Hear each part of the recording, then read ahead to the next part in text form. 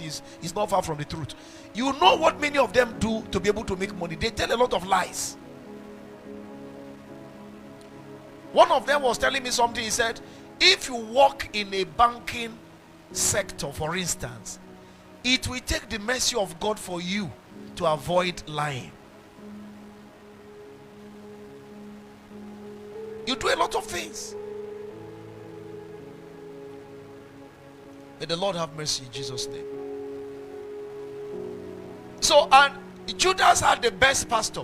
You know, somebody said, my pastor is not living right, that is why I'm committing sin. The thing is flowing from the head. Samuel was living in the house of Eli with corrupt children, yet he maintained his sanity. You have no excuse.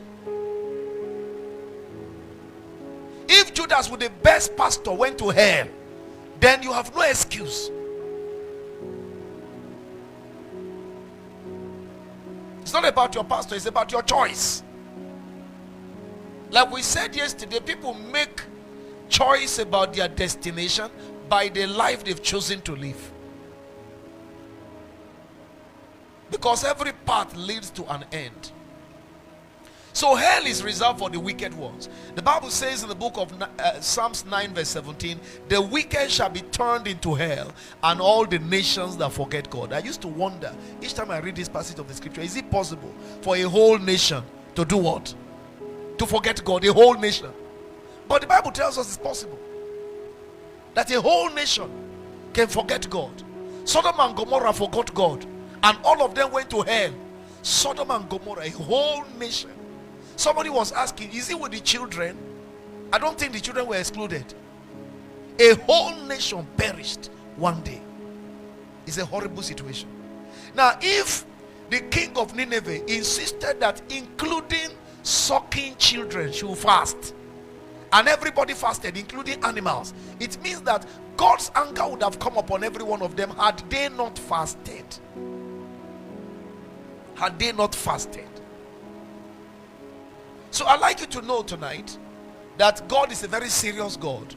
Now, who are these people that are referred to as wicked? Because if you say wicked, it could be a general term.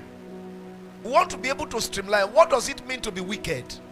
Because the Bible said the wicked are like the troubled sea. They cannot rest. They are restless until they commit evil. Who are the wicked? Number one, the wicked are those who forget God. They don't make plan for God in their lives. God is not in their agenda. God is not in their plan. God is not in their budget.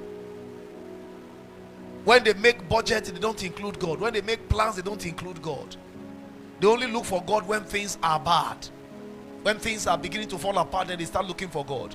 The wicked are those that forget God. In fact, the Bible tells us in the book of Romans chapter 1 verse 28 to 32, and even as they did not like to retain God in their knowledge. That is, some people don't like to retain God in their knowledge. God said, okay, go ahead.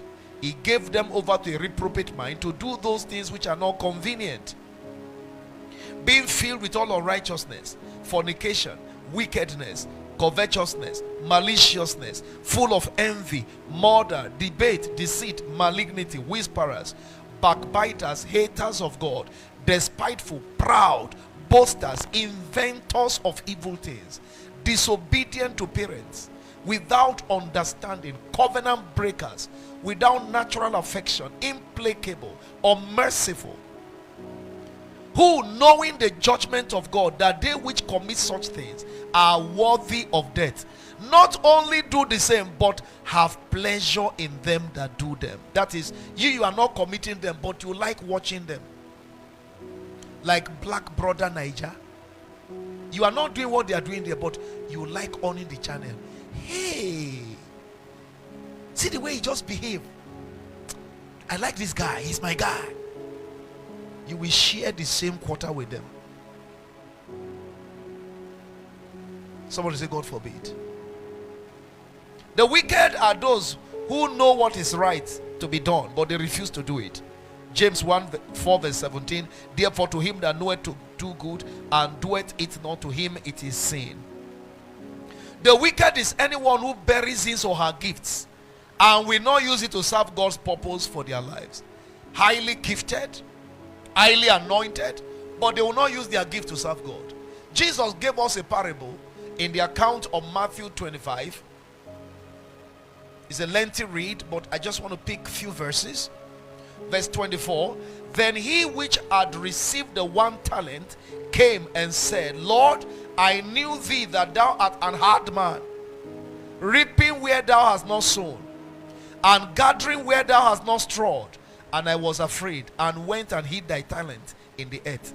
Lo, there thou hast that is thine. His Lord answered and said unto him, Thou what? Thou wicked and slothful servant. Thou knewest that I reap where I sowed not, and gather where I have not strawed. And cast ye the unprofitable servant. Verse 30, please. And cast ye the unprofitable servant into outer darkness. There shall be weeping and gnashing of teeth. That outer darkness is hell. This is very serious. Now, this guy didn't commit fornication. He didn't commit adultery, right? He didn't steal. He didn't murder. He didn't do anything that is obviously evil. His challenge was that he did what? Huh? I can't hear you. He hid his talent. He buried his gifts. He wouldn't use it to praise God, to please God, to serve God. He is so talented, even though it is one. And there is this belief among trainers that when somebody, all the person have is just one gift, they are usually very effective and efficient in the use of that one gift, more than those who have multiple gifts. It is believed that individuals who have multiple gifts many times don't unravel the capacity. They don't bring out the totality of their gift. They are not versatile in the usage. They are not skilled in handling all the gifts perfectly. But the man who has only one gift is usually very efficient and effective. Yet this guy went to what? To bury his own gift.